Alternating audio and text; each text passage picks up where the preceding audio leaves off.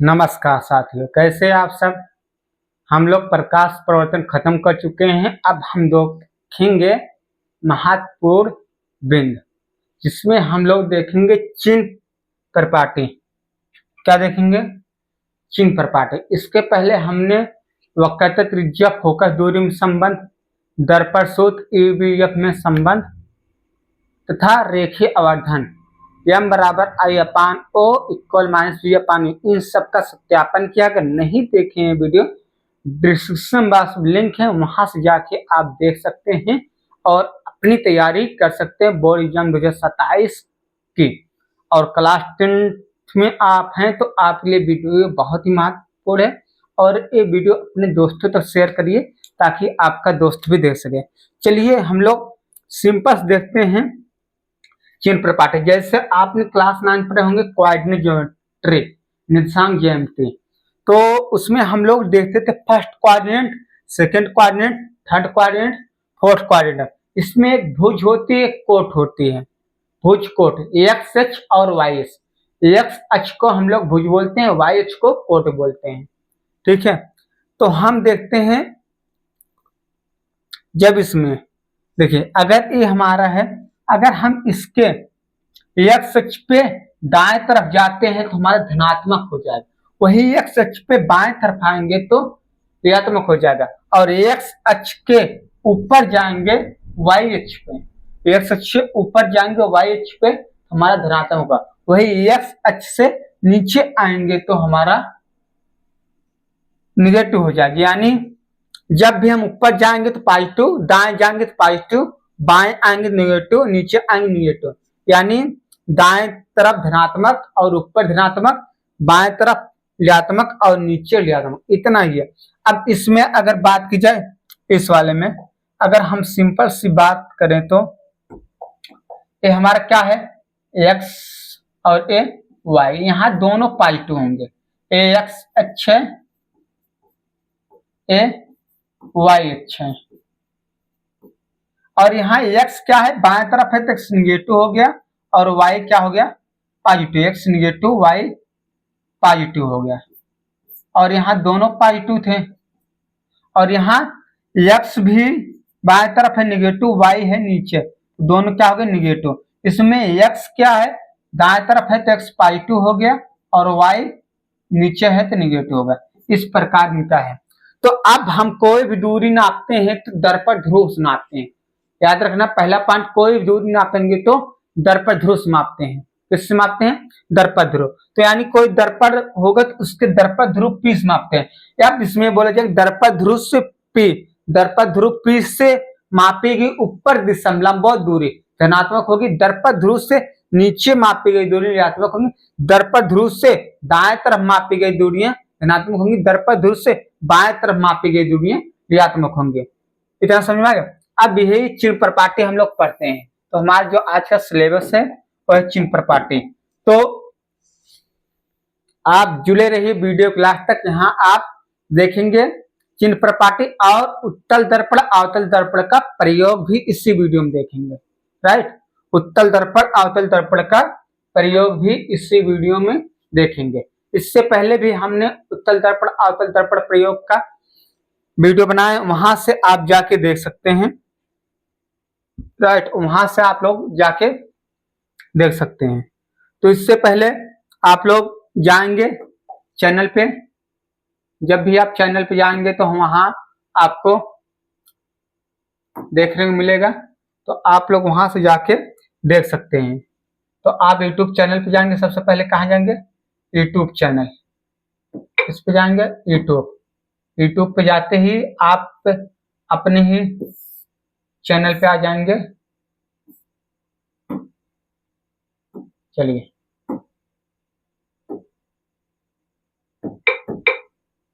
YouTube,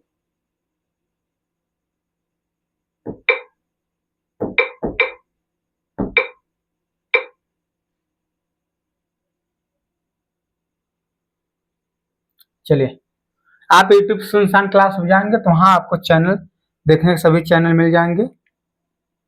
तो वहां हमने ऑलरेडी कुछ न कुछ चीजें इसके बारे में ऑलरेडी आपने फाउंडेशन बैच में देख ले रहे हैं प्रकाश प्रवर्तन अपवर्तन, इसी साथ आपको उसमें भी आपके बेसिक नॉलेज में आपको इसका उत्तल दर्पण अवतल दर्पण प्रयोग पढ़ाया जा चुका है बेसिक नॉलेज में।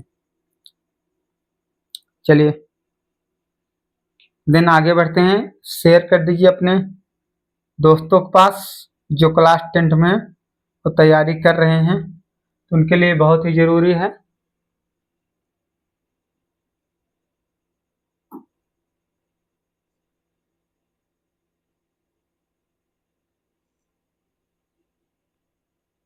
चलिए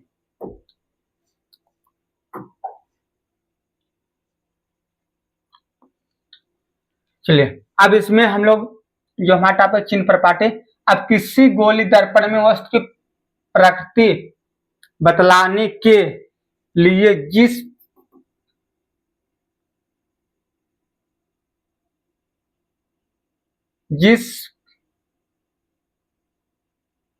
जिस पार्टी का प्रयोग किया जाता है उससे चिन्ह प्रपाटी कहते हैं। यानी जिस पार्टी का प्रयोग किया जाता है उससे क्या कहते हैं, चिन्ह प्रपाटी कहते हैं। अब कोई वस्तु की दर्पण की अगर स्थिति प्रकृति बताना होगा तो उसका कंडीशन बताएंगे, उसके निर्देशांक बताएंगे, कहां पर है उसका कोऑर्डिनेट बताएंगे, तो हम लोग उसमें कोऑर्डिनेट का रूल जो है सिद्धांत लगा लेते हैं। तो उसको बताने के लिए जो प्रयोग करते हैं उससे वो क्या बोलते हैं, चिन्ह प्रपाटी बोलते हैं। क्या बोलते हैं, चिन्ह प्रपाटी, राइट।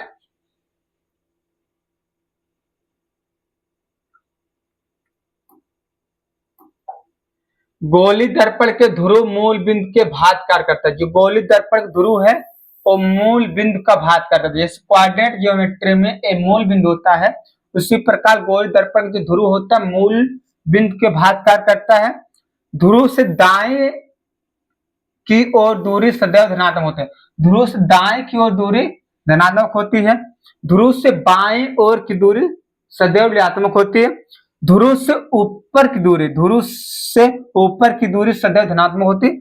ध्रुव से नीचे की ओर सदैव दूरी ऋणात्मक होती है। एक चीज हमने पहले ऑलरेडी बता चुका है, एक चीज हमने ऑलरेडी आपको बता रखा है, एक चीजें हमने आपको ऑलरेडी बता रखा है, इतना नोट कर लीजिए। देन फिर आगे बढ़ते हैं, नोट करिए, इतना नोट करिए।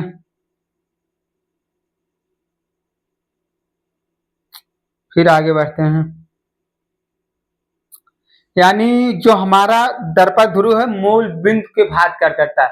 अब हम जानते हैं मूल बिंदु के से ऊपर मापी गई दूरी धनात्मक, नीचे मापी गई दूरी ऋणात्मक, दाएं तरफ मापी गई दूरी धनात्मक, बाएं तरफ मापी गई दूरी ऋणात्मक। उसी प्रकार इसमें भी कह रहा ध्रुव से ऊपर धनात्मक, ध्रुव से नीचे ऋणात्मक, ध्रुव से दाएं धनात्मक, ध्रुव से बाएं ऋणात्मक। इतनी सी बात है, इससे ज्यादा कोई कुछ नहीं है।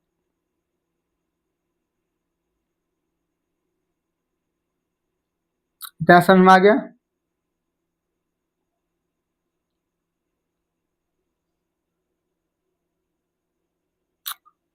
इससे पहले हमने जितने भी 10 लेक्चर अब तक पढ़ा चुके हैं, डिस्क्रिप्शन बॉक्स में लिंक है, वहां से जाके आप 10 लेक्चर दे सकते हैं। देन फिर चिन्ह प्रपाटी, फिर उत्तल दर्पण अवतल दर्पण प्रयोग भी। इससे पहले 2-3 महीने पहले हम ऑलरेडी इसमें पढ़ा चुके हैं कि उत्तल दर्पण द्वारा प्रतिबिंब बनना और अवतल दर्पण द्वारा प्रतिबिंब बनना, दर्पण द्वारा प्रतिबिंब बनना और इसका प्रयोग, इन सब का प्रयोग हमने ऑलरेडी आपको पढ़ा चुका है। आप इस चैनल के वीडियो में जाके देखेंगे तो आपको वहां से दिखेगा,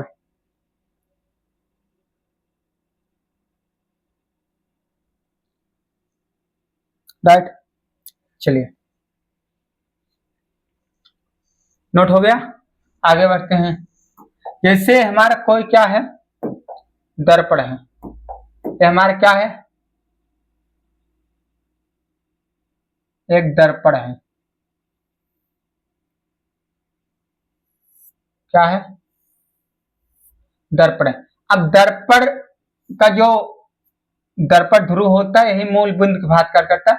अब मूल बिंदु यानी दर्पण ध्रुव से दाएं तरफ दूरियां क्या हो जाएंगी, धनात्मक हो जाएंगी, बाएं तरफ दूरियां ऋणात्मक हो जाएंगी और ऊपर की दिशा में दूरियां धनात्मक हो जाएंगी, नीचे की दिशा में दूरियां क्या हो जाएंगी, ऋणात्मक हो जाएंगी।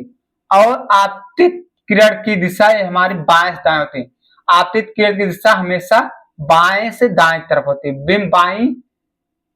बिंब बाएं ओर से आती है। जो आपतित किरण होती है हमेशा बाएं तरफ से आती है। तो यहां लिख सकते हैं प्रकाश किरण सदैव बाएं तरफ से आती है। प्रकाश किरण सदैव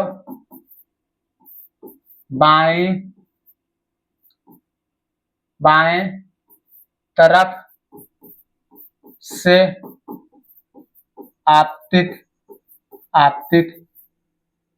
की जाती है। जो प्रकाश किरण होगी बाएं तरफ से आपतित की जाएगी। इतना हो गया। ए बना लीजिए। ये सेम उसी प्रकार है जिस प्रकार हमने कोऑर्डिनेट ज्योमेट्री में काट के तल देखा था। कोऑर्डिनेट ज्योमेट्री में क्या देखा था, काट के तल देखा था। ये हमारा एक्स एक्सिस, ए वाई एक्सिस।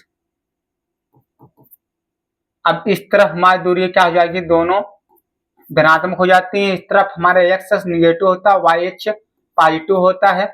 और इसमें एक्स और वाई दोनों निगेटिव होते हैं। इसमें एक्स पॉजिटिव होता है, वाई निगेटिव होता है।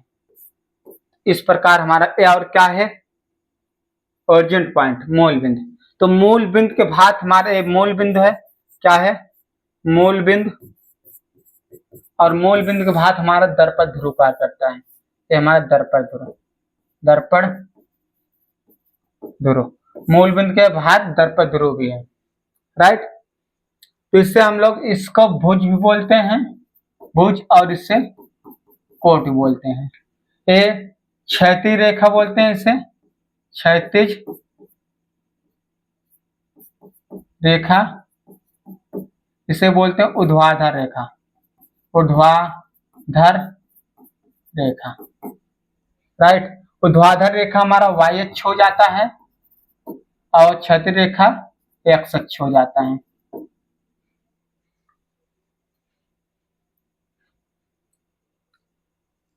इतना नोट कर लीजिए। आगे बढ़े। आप देखते हैं आवतल दर्पण में चिन्ह प्रपात। देखिए आवतल दर्पण हमारा ऐसे होता है, राइट। प्रकाश परावर्तन दबे हुए तल से होता है। अब ये क्या होता है, मुख्य अक्ष होता है। ये हमारा क्या होता है, मुख्य अक्ष होता है, दर्पण ध्रुव, और ये सी और ए एफ। और सभी कंडीशन में प्रतिबिंब हमारे बाएं तरफ ही बनते हैं। सभी कंडीशन में प्रतिबिंब कहां बनते हैं, बाएं तरफ बनते हैं। एक ही कंडीशन में प्रतिबिंब कहां बनता है, दाएं तरफ। तो इसमें जाके सभी बाएं तरफ बनते हैं, तो हमारा सभी दूरी क्या हो जाएगी, निगेटिव हो जाएंगे, ऋणात्मक हो जाएगी। और इसमें प्रतिबिंब उल्टा बनता है, नीचे बनता है, तो वो भी दूरी क्या हो जाएगी, निगेटिव हो जाएगी। दूरियां क्या हो जाएंगी, निगेटिव हो जाएंगी। लेकिन एक ही कंडीशन, जो छठवां कंडीशन है, इसमें हमारा जो होगा प्रतिबिंब दूरी धनात्मक हो जाएगा और वह प्रतिबिंब की लंबाई भी धनात्मक हो जाएगी। तो एक ही कंडीशन में है, बाकी सभी कंडीशन क्या, आवतल दर्पण की फोकस दूरी या फोकस त्रिज्या आर, वस्तु की दूरी सदैव ऋणात्मक होती है, ठीक है। तो इसमें जाके जो हमारा यहां से यहां तक की दूरी होती है, ये हमारी वक्रता त्रिज्या होती है। और यहां से यहां तक की दूरी जो होती है, ये फोकस दूरी होती है। और यहां से यहां तक की जो दूरी होती है, वह दूरी होती है। अब ये सभी क्या है, बाएं तरफ है।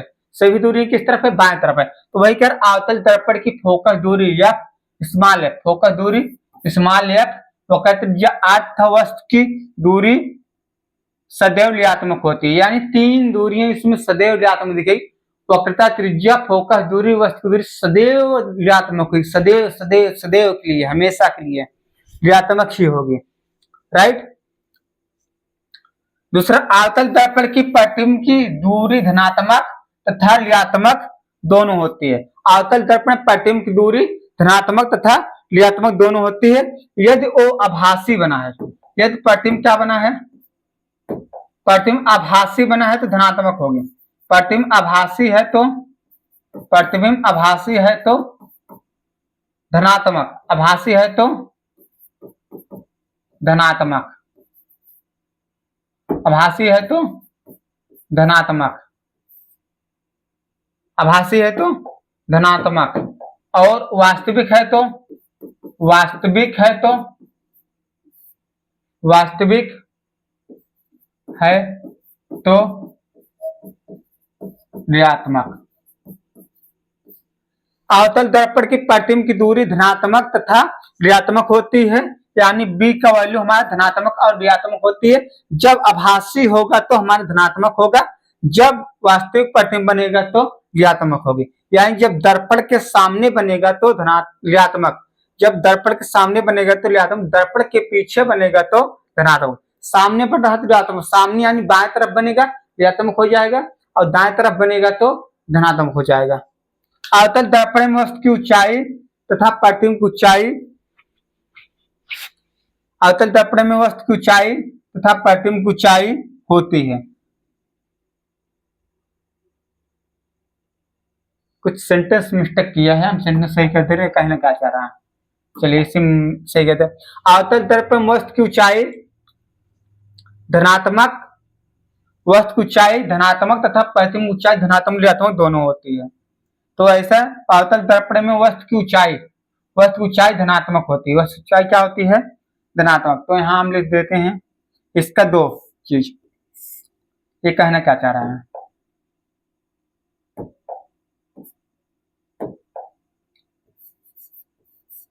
अवतल दर्पण में वस्तु की ऊंचाई सदैव धनात्मक होती है, सदैव धनात्मक होती है, सदैव धनात्मक होती है। और यही देखा जाए अवतल दर्पण में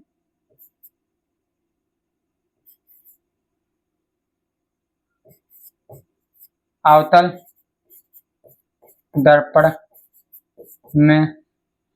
दर्पण में प्रतिबिंब की ऊंचाई, प्रतिबिंब की लंबाई, प्रतिबिंब की ऊंचाई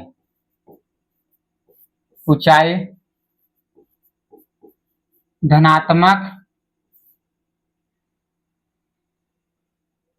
तथा ऋणात्मक होती है। यानी इसमें हमारा अवतल दर्पण प्रतिबिंब की ऊंचाई धनात्मक और ऋणात्मक दोनों। जब प्रतिबिंब वास्तविक बनेगा तो ऋणात्मक होगा, जब प्रतिबिंब आभासी बनेगा धनात्मक होगा। तो आभासी के लिए क्या हो जाएगा, आभासी के लिए धनात्मक हो जाएगा और वास्तविक के लिए ऋणात्मक। जैसे आभासी के लिए धनात्मक, वास्तविक के लिए ऋणात्मक, उसी प्रकार हमारा आई वास्तविक के लिए ऋणात्मक और आभासी के लिए धनात्मक, वास्तविक हो जाएगा, वास्तविक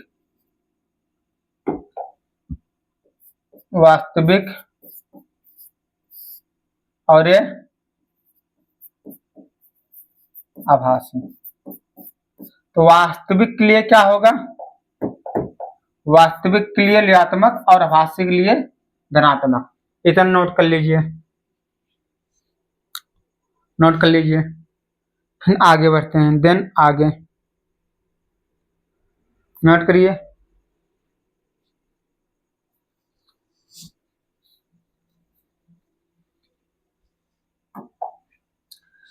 उत्तल दर्पण में चिन्ह प्रपाटी का उपयोग। उत्तल दर्पण कैसे होता है हमारा, उत्तल दर्पण हमारा ऐसे होता है, राइट।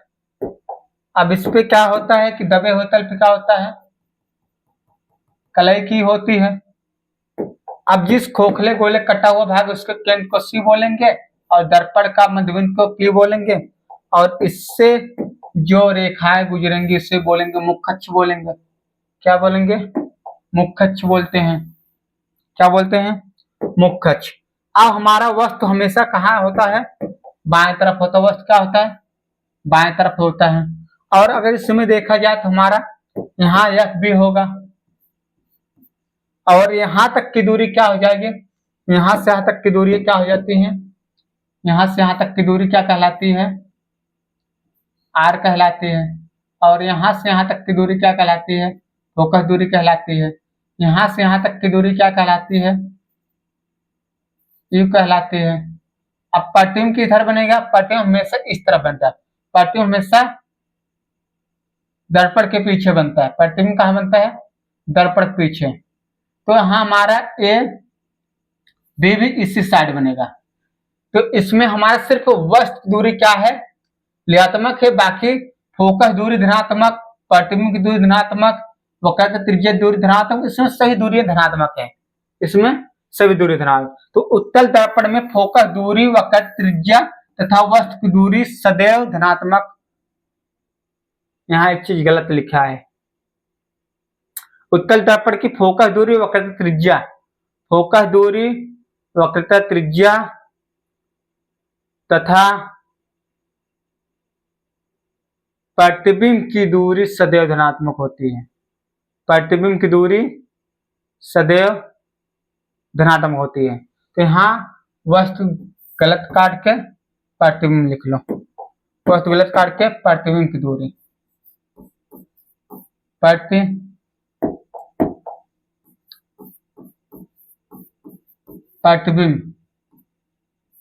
की दूरी सदैव धनात्मक होती है। यानी उत्तल दर्पण फोकस दूरी, वक्रता त्रिज्या तथा वस्तु की दूरी नहीं, प्रतिबिंब की दूरी सदैव धनात्मक होती है।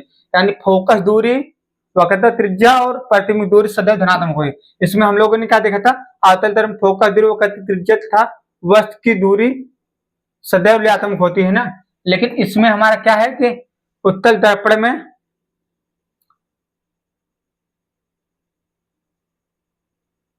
फोकस दूरी, वक्रता त्रिज्या तथा वस्तु की दूरी, यहाँ गलत हो जाए, प्रतिबिंब की दूरी, जो हमारे प्रतिबिंब की दूरी धनात्मक होगी, प्रतिबिंब दूरी धनात्मक। उत्तल दर्पण प्रतिबिंब की दूरी धनात्मक होती है, उत्तल दर्पण में प्रतिबिंब दूरी धनात्मक होती है, सही है। उत्तल दर्पण में प्रतिबिंब दूरी धनात्मक होती है, उत्तल दर्पण में प्रतिबिंब की दूरी धनात्मक होती है।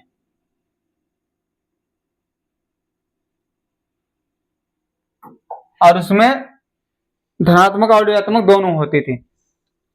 उत्तल दर्पण में भी वस्तु की ऊंचाई तथा प्रतिबिंब ऊंचाई होती है, और इसमें वस्तु ऊंचाई का प्रतिबिंब ऊंचाई सदैव धनात्मक होती है और सदैव धनात्मक होती है और सदैव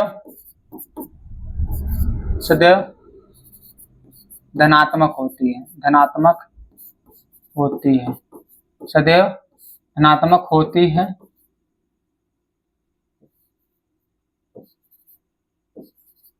धनात्मक होती है। अब इसमें देखो, प्रतिबिंब की लंबाई जो होगी ऊपर होगी दर्पण ध्रुव से, और हमारा जो हमारी ये होगी वस्तु की लंबाई होगी, ये भी क्या होगी, दर्पण ध्रुव यानी मुख्य अक्ष से ऊपर होगी, तो धनात्मक होगी। लेकिन यहाँ वस्तु दूरी सदैव ऋणात्मक है, वस्तु दूरी सदैव ऋणात्मक होती है। तो नोट कर लीजिए, नोट पॉइंट में वस्तु दूरी सदैव ऋणात्मक होती है, वस्तु की दूरी सदैव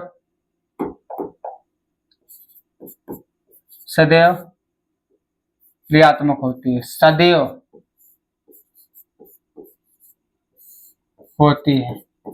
सदैव ऋणात्मक होती है। वह दूरी सदैव ऋणात्मक हो, कभी भी चाहे अवतल हो या उत्तल, अवतल में भी क्या होगी, ऋणात्मक होगी, अवतल में भी और उत्तल में भी। कोई भी दर्पण हो, सभी दर्पण में वस्तु दूरी सदैव ऋणात्मक होती है। तो यहाँ जो मिसप्रिंट था, उत्तल दर्पण की फोकस दूरी, वक्रता त्रिज्या तथा प्रतिबिंब की दूरी सदैव धनात्मक होती है, वस्तु दूरी नहीं, वस्तु यहाँ गलत लिखा था। समझ में आ गया? चलिए, समझ में आ गया तो अच्छी बात है, समझ में आ गया तो अच्छी बात है, राइट। अब इसमें हम लोग कुछ जान लेते हैं। देखो, फोकस दूरी को स्मॉल एफ से प्रदर्शित करते हैं। फोकस दूरी को स्मॉल एफ से, फोकस दूरी को स्मॉल एफ से, वक्रता त्रिज्या को आर से, वस्तु दूरी को यू से और प्रतिबिंब दूरी को वी से, ठीक है, इससे प्रदर्शित करते हैं। तो हमारा अगर इसको लिखना चाहे तो हम शॉर्टकट में लिख दे रहे हैं। तो इससे हम एफ से प्रदर्शित करते हैं, इससे हम आर से प्रदर्शित करते हैं, इससे स्मॉल यू से प्रदर्शित करते हैं, इससे स्मॉल वी से प्रदर्शित करते हैं, इससे करते हैं, राइट। अब अगर इसमें बात की जाए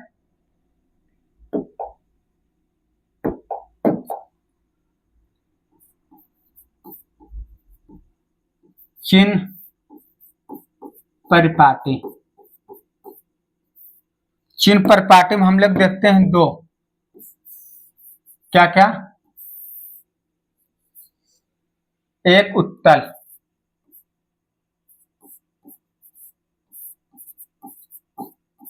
दर्पण, दूसरा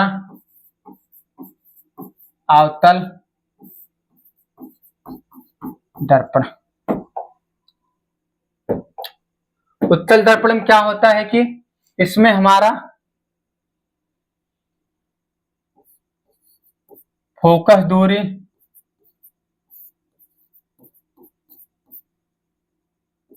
वक्रता त्रिज्या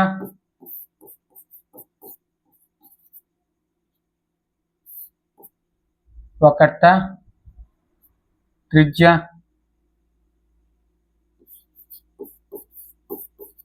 प्रतिबिंब प्रतिबिंब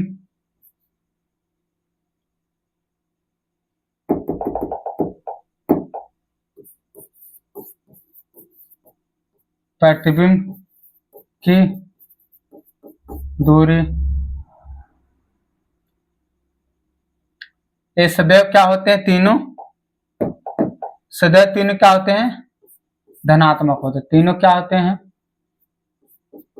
धनात्मक होते हैं, तीनों हमारे धनात्मक होते हैं। लेकिन यहाँ वस्तु दूरी क्या होता है, वस्तु की दूरी क्या होता है,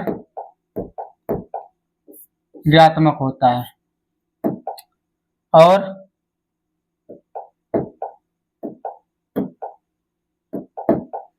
वस्तु दूरी ऋणात्मक होता है और प्रतिबिंब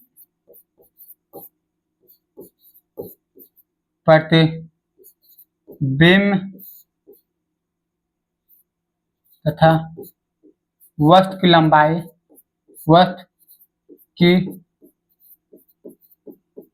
लंबाई धनात्मक होती है। क्या होती है, धनात्मक होती है। लेकिन अवतल दर्पण की बात की जाए तो अवतल दर्पण हमारे क्या होते हैं, अवतल दर्पण हमारे फोकस दूरी, वस्तु की दूरी, वस्तु की दूरी, वक्रता त्रिज्या सदैव ऋणात्मक होते हैं। सदैव क्या होते हैं, ऋणात्मक होते हैं, सदैव ऋणात्मक होते हैं, सदैव ऋणात्मक होते हैं। लेकिन प्रतिबिंब की दूरी, प्रतिबिंब की दूरी, हमारी प्रतिबिंब दूरी धनात्मक भी होती है और ऋणात्मक भी होती है। धनात्मक कब होगा, धनात्मक कब होगा, जब प्रतिबिंब की दूरी क्या होगी, प्रतिबिंब आभासी बनेगा। क्या बनेगा, आभासी बनेगा, धनात्मक होगा। वास्तविक बनेगा तो ऋणात्मक होगा। इसी प्रकार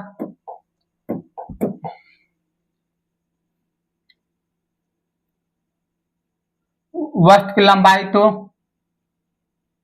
धनात्मक हो, वस्तु की लंबाई इसमें क्या होता है, वस्तु की लंबाई, वस्तु की लंबाई आई, सॉरी वस्तु की लंबाई ओ क्या होता है, धनात्मक होता है। ओ क्या होता है, धनात्मक होता है। लेकिन प्रतिबिंब की लंबाई, प्रतिबिंब की लंबाई धनात्मक ऋणात्मक दोनों होती है, धनात्मक भी होती है और ऋणात्मक भी होती है। धनात्मक कब होगा, प्रतिबिंब की लंबाई धनात्मक कब होगा, जब आभासी होगा। आभासी है तो धनात्मक, वास्तविक है तो ऋणात्मक, राइट। तो यहाँ 2-3 चीज और नोट कर सकते हो।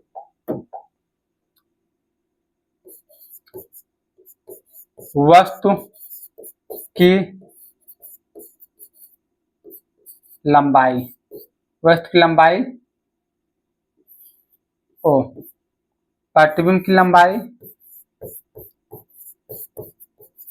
प्रतिबिंब की लंबाई आई, राइट। तो ये नोट कर लो, ओ आई, ठीक है। तो इतना मुख्य चिन्ह पर पाटे उत्तल और अवतल दर्पण का हो गया। नोट पॉइंट पे लिख सकते हो,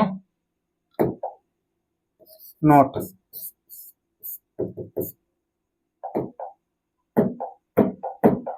वस्तु दूरी सदैव ऋणात्मक होती है, वस्तु की दूरी सदैव ऋणात्मक होती है, सदैव ऋणात्मक होती है, राइट। वह दूरी सदैव ऋणात्मक होती है, नोट कर लीजिए इतना।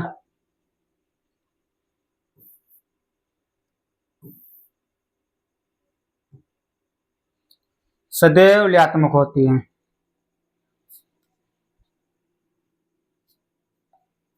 चलिए आप उपयोग पढ़ते हैं, क्या पढ़ते हैं, उपयोग।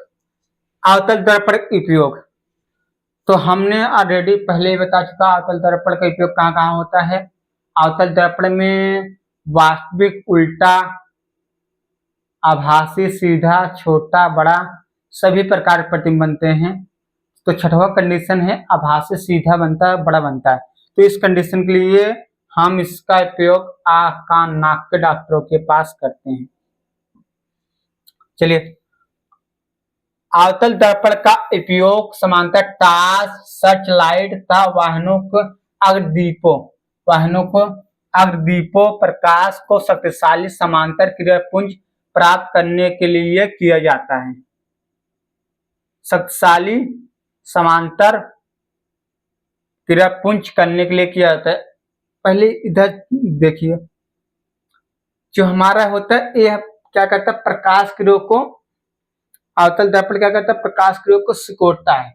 सिकोड़ने का करता है, इसलिए इसका प्रयोग सर्चलाइट, टार्च रूम में, सर्चलाइट रूम में, वाहनों के अग्रदीपों में प्रकाश का शक्तिशाली समांतर किरण पुंज प्राप्त करने के लिए किया जाता है। समांतर प्रकाश किरण पुंज, समांतर किरण पुंज, या समांतर तो नहीं कह सकते हैं लेकिन फिर भी समांतर हो सकता है।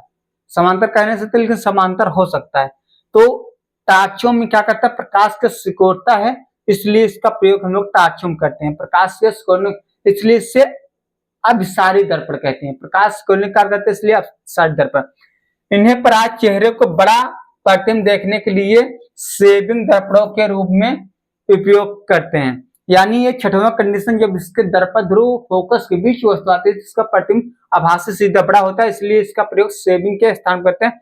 और दंत के विशेषज्ञ, जो दांत के डॉक्टर होते हैं, उनको पास भी किया जाता है। वो दांत को, छोटे दांत को बड़ा देखने के लिए अवतल दर्पण का प्रयोग करते हैं। दंत विशेषज्ञ अवतल दर्पण का उपयोग मरीजों के दांतों का बड़ा प्रतिबिंब देखने के लिए करते हैं। और ये महिलाएं भी, इसका प्रयोग महिलाएं भी मेकअप बॉक्स में करती हैं। मेकअप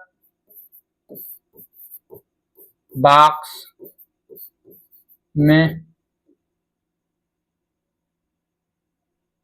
महिलाओं के मेकअप बॉक्स में होता है।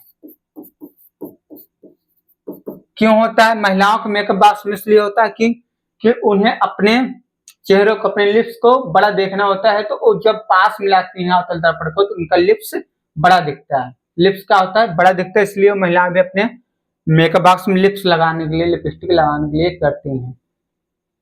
सौर भट्टियों में सूर्य के प्रकाश को केंद्रित करने के लिए बड़े अवतल दर्पण प्रयोग करते हैं। यानी सौर भट्टियों में सूर्य प्रकाश को केंद्रित करने के लिए बड़े अवतल दर्पण का प्रयोग करते हैं। यानी सौर भट्टी यानी सूर्य के प्रकाश को एकत्रित करके, कन्वर्ज करके, अपसरित करके, उससे एकत्रित करके हम लोग क्या करते हैं, उसके एनर्जी को हीट एनर्जी में बदल देते हैं और उससे हमारा भोजन भी बन जाता है। क्या बन जाता है? भोजन। तो सौर भट्टियों में सूर्य के प्रकाश को केंद्रित करने के लिए अवतल दर्पण का प्रयोग करते हैं। यानी जो सूर्य प्रकाश है उसको केंद्रित करके एक स्थान करते हैं, उससे हमारे क्या होते हैं, कुकर, सौर कुकर, यानी भोजन पक जाता है। चलिए उत्तल दर्पण प्रयोग देखते हैं। उत्तल दर्पण का दृष्टि क्षेत्रफल अधिक होता है, वो अधिक एरिया का चित्र छोटा छोटा बना देता है। तो इसका प्रयोग हम लोग इसलिए उत्तल दर्पण प्रयोग समानता वाहनों के पक्ष दृश्य दर्पण के रूप में की जाती है। यानी जो पीछे हमारी गाड़ियां सारे आ रहे हैं उन्हें देखने के लिए हम किसका प्रयोग करते हैं, उत्तल दर्पण के। यानी छोटी छोटी जितनी भी गाड़ियां हैं सब हमें दिखेगी, उन्हें ओवरटेक बाईपास देने के लिए हम समझ सकेंगे कि बाईपास लेना चाह रहा है, ओवरटेक करना चाह रहा है, नहीं करना चाह, यानी सभी चीज। और इसका प्रयोग हम पहले दुकानों में करते, जब सीसीटीवी नहीं हुआ करता था, इसका प्रयोग हम दुकानों में करते। दुकानों में यानी दुकान पे बैठे रहते थे मैनेजर, उसके बाद वहीं से छोटा छोटा प्रतिबिंब सारे अपने दुकान का देख लेते थे, ये सामान यहाँ रखा है, सामान यहाँ रखा। अब तो मान लो सीसीटीवी आ गया। एक दर्पण वाहनों के पक्ष में लगे होते तथा इनमें ड्राइवर अपने पीछे के वाहनों को देख सकते हैं, जिससे सुरक्षित रूप से वाहन चला सकते हैं। बता दें इसका प्रयोग टेलीस्कोप में भी किया जाता है। इसका प्रयोग कहाँ किया जाता है? टेलीस्कोप में। एक प्रकाश को फैलाने का कार्य करता है, इसलिए इसका प्रयोग कहाँ करते हैं? टेलीस्कोप में। प्रकाश को फैला के टेलीस्कोप मतलब उसमें प्रयोग करते हैं। उत्तल दर्पण का प्रयोग स्ट्रिक लाइट रिफ्लेक्टर के रूप में भी किया जाता है, क्योंकि यह एक बड़े क्षेत्र पर प्रकाश प्रसारित करता है। तो इसका प्रयोग हम लोग क्या करते हैं? स्ट्रीट लाइट में इसलिए करते हैं कि प्रकाश को फैलाना होता है, रिफ्लेक्टर में यानी प्रकाश को रिफ्लेक्ट करके बहुत एरिया तक विस्तार करे। तो प्रकाश के रिफ्लेक्ट करके बहुत सारे एरिया में क्या करेगा? वितरित कर देगा। तो इसलिए इसका प्रयोग हम करते हैं। एक बड़े क्षेत्र पर प्रकाश करने में सक्षम है, यानी छोटा सा रहेगा लेकिन प्रकाश को बहुत फैला देगा। इसके लिए प्रयोग यहाँ भी करते हैं, राइट। तो आप उत्तल दर्पण का प्रयोग, अवतल दर्पण प्रयोग। अब हम लोग कुछ और देखते हैं, प्राथमिकता क्यों दी? वाहनों के साइड मिरर के रूप में उत्तल दर्पण की प्राथमिकता क्यों दी जाती है? 2 नंबर का सवाल। तो इसमें उत्तल दर्पण को इसलिए प्राथमिकता दी जाती है क्योंकि ये सदैव सीधे प्रतिबिंब बनाते हैं, सदैव सीधे प्रतिबिंब बनाते हैं। यद्यपि ये वह छोटा होता है, इसका दृष्टि क्षेत्र भी बहुत अधिक होता है क्योंकि यह बाहर की ओर वक्रित होती है। अतः समतल दर्पण की तुलना में उत्तल दर्पण ड्राइवर को अपने पीछे के बहुत बड़े क्षेत्र को देखने में समर्थ बनते हैं। यानी तुलना में उत्तल दर्पण ड्राइवर को अपने पीछे बहुत बड़े क्षेत्र देखने में समर्थ बनाते हैं, जबकि अवतल दर्पण लगा देंगे तो उसका फेस ही दिखेगा। क्या दिखेगा? सिर्फ फेस दिखेगा। तो आप इस प्रकार देख सकते हैं प्राथमिकता क्यों देते हैं। इसका प्रतिबिंब छोटा छोटा बनाता है, इसका क्षेत्रफल दृष्टि अधिक होता है और ये ड्राइवर इसमें प्रतिबिंब अधिक दे सकता है, इसलिए इसको प्राथमिकता दी जाती है। चलिए, और उसके बाद हम लोग रिवीजन में दर्पण सूत्र और आवर्धन देखे थे। दर्पण सूत्र और आवर्धन देखे थे। दर्पण सूत्र और आवर्धन, दर्पण सूत्र और आवर्धन। अब इसमें दर्पण सूत्र आपको ये हो गया, आवर्धन हो गया। तो कहते हैं फोकस दूरी में संबंध हमारा यह बराबर r/2 भी जानते हैं, ठीक है, ये जानते हैं। एक चीज हमारा अभी और छूट रहा है, वो क्या है? संयुग्मी फोकस। क्या है? संयुग्मी फोकस। हम यहां बता दे रहे हैं संयुग्मी फोकस।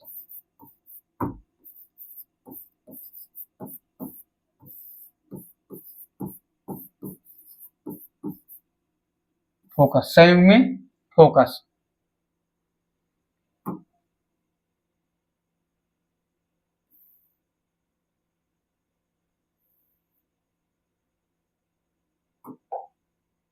संयुग्मी फोकस, संयुग्मी फोकस किसे कहेंगे?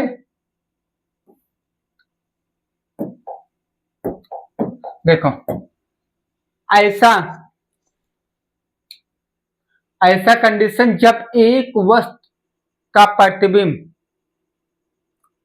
जब किसी वस्तु का प्रतिबिंब और प्रतिबिंब का, जब किसी वस्तु का प्रतिबिंब जहां बनता अगर वहीं पर वस्तु रखा जाए तो उसका प्रतिबिंब पहले वस्तु का स्थान बने, तो इस कंडीशन पे हम लोग संयुग्मी फोकस करते हैं। यानी एक ऐसा बिंदु जिसका प्रतिबिंब जहां बना अगर उस पे वस्तु रखा जाए तो उसका प्रतिबिंब भी वहीं पर बने, तो उस कंडीशन को हम क्या कहते हैं? संयुग्मी फोकस कहते हैं। यानी ऐसे कह सकते हैं, राइट। हमारा क्या है? अवतल दर्पण। अब इसमें क्या होगा? मुख्य अक्ष होगा। क्या होगा? मुख्य अक्ष होगा, राइट। ये दर्पण ध्रुव P है, ये वक्रता केंद्र C है, ये F है, ठीक है। तो इसमें यही कह रहा है, एक ऐसी स्थिति जिसका प्रतिबिंब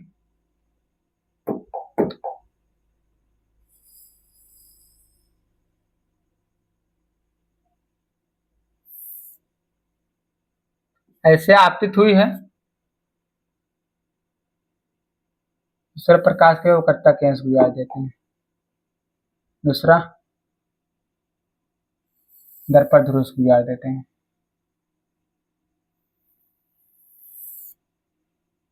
राइट। दूसरा कहां से गुजार दिया? दर्पण ध्रुव से। अब इसका प्रतिबिंब कहां बना है? यहां बना है। अब यही कह रहा कि अगर ए बी वस्तु है तो इसका प्रतिबिंब जिस बिंदु पर बना, यदि किसी वस्तु का प्रतिबिंब जिस बिंदु पर बना है उसी बिंदु पर वस्तु रखने पर प्रतिबिंब पहले वस्तु का स्थान बनता है, तो उस कंडीशन को क्या कहलाते हैं? संयुग्मी फोकस कहलाते हैं। क्या कहलाते हैं? संयुग्मी फोकस। तो हमारा ए डैश बी डैश, राइट।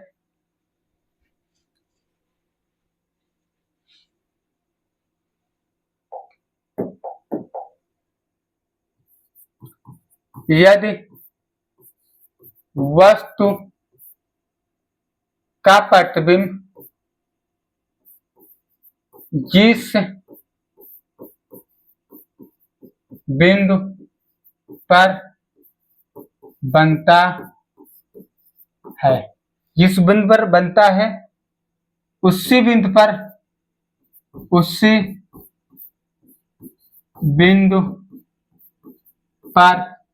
वस्तु को रखने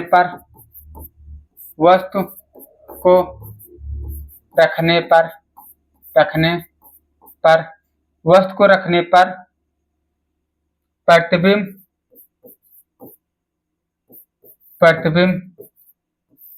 पहले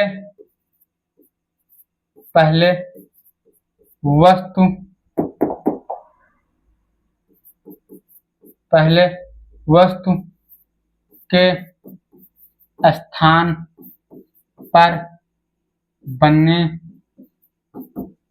तो उसे संयुग्मी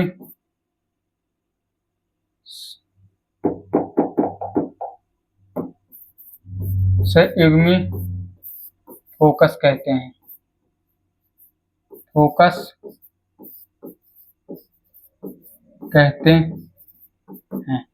यानी इसका कहने का तात्पर्य ये है,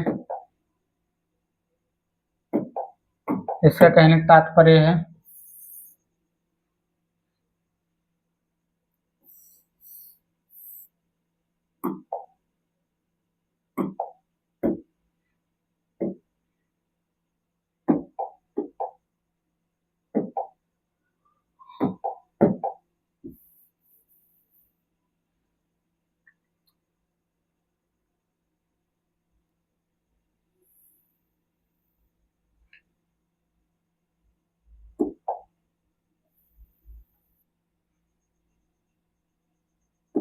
ठीक है।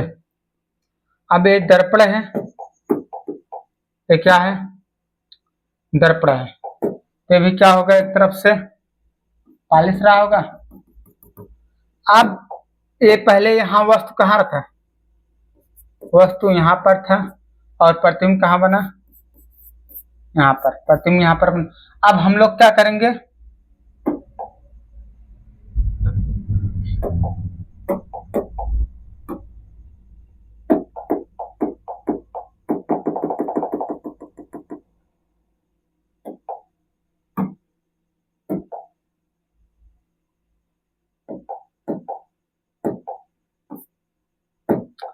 ये हमारा वस्तु था और हमारा क्या था, प्रतिबिंब था। अब हम लोग क्या कर रहे हैं, ये हमारा P होगा, ये C होगा, इस पे कलाई किया होगा। अब हम लोग क्या कर रहे हैं, अब हम वस्तु कहाँ रख रहे हैं, यहाँ पर हम वस्तु रख रहे हैं, कहाँ पर, वस्तु को हम लोग यहाँ पर रख रहे हैं,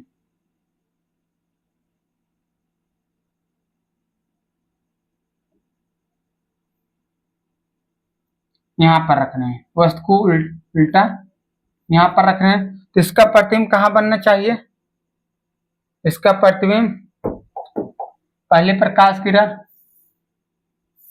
परिवर्तित हो गई और दूसरी प्रकाश किरण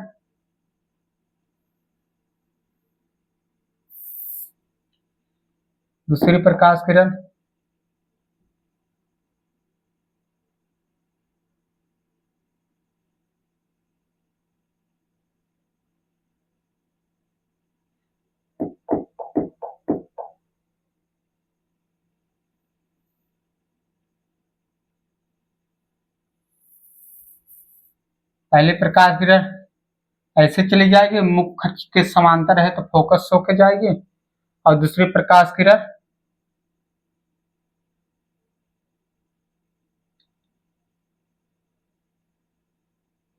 वक्रता केंद्र से दर्पण ध्रुव से जाएगी,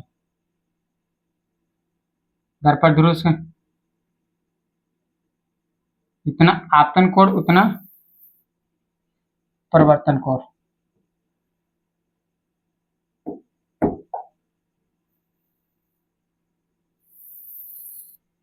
प्रतिबिंब कहाँ बना है,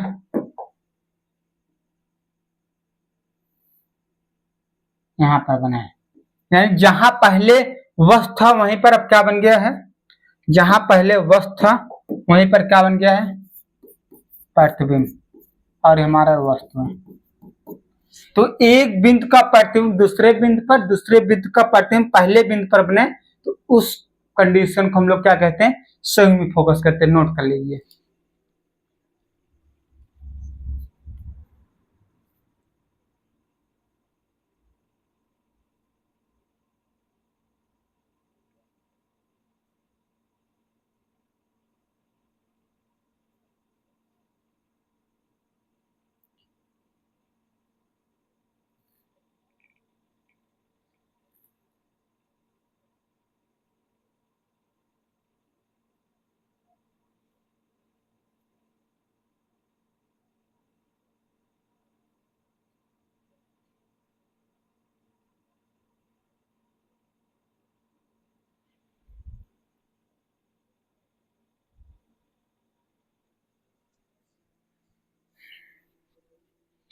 नोट हो गया। तो संयुक्त फोकस क्या, उन दोनों बिंदुओं को कहेंगे, इन दोनों बिंदुओं को हम लोग कहेंगे, इन दोनों बिंदुओं को हम लोग क्या कहेंगे, उन दोनों बिंदुओं को संयुक्त फोकस है, उन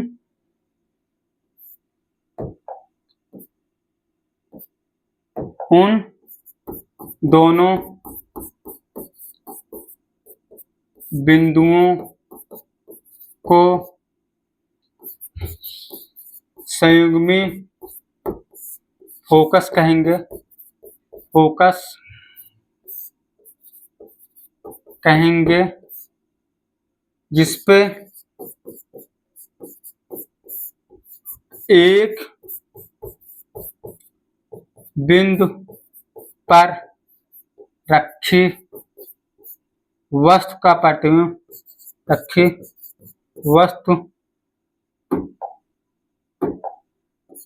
वस्तु का प्रतिबिंब रखी वस्तु का प्रतिबिंब दूसरे बिंदु पर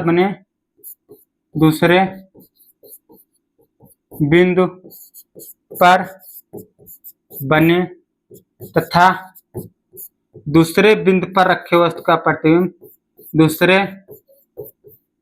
बिंदु पर रखी वस्तु का प्रतिबिंब पहले बिंदु पर बनता है। यानी यदि वस्तु का जिस बिंदु पर बनता है, यदि वस्तु का प्रतिबिंब जिस बिंदु पर बनता है उसी बिंदु पर वस्तु को रखने पर प्रतिबिंब पहले वस्तु के स्थान पर बने तो उस बिंदु को संयुक्त फोकस कहते हैं। यानी वस्तु का प्रतिबिंब, यहाँ जल्दबाजी में गलत हो गया था ना, वस्तु का प्रतिबिंब